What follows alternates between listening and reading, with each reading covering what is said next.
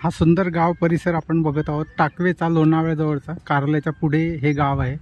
इथलं वैशिष्ट्य म्हणजे इथे वर एक ज्वालामुखी विवर आहे, नैसर्गिक गुहा आहे, अशी आतमध्ये जाते तिथे त्या ठिकाणी आहे। जाताना रस्ता दिसत नाही पण त्या झाडांच्या मागे आहे नैसर्गिक गुहा। 20 ते 30 फुटापर्यंत आत जाता येतं, त्यानंतर निमुळता असल्यामुळे जाता येत नाही। आलं तर इथे गाडी आपल्याला पार्क करता येते या शाळेजवळ आणि त्याच्यानंतर तिथे जाता येतं। 15 ते 20 मिनिटात तिथे आपण जाऊ शकतो। त्याच्यावर जर गेलो तर तिकडून आपल्याला कारले आणि लोणावळा दिसतं। इकडे आलं तर लोहगड आहे, विसापूर आहे।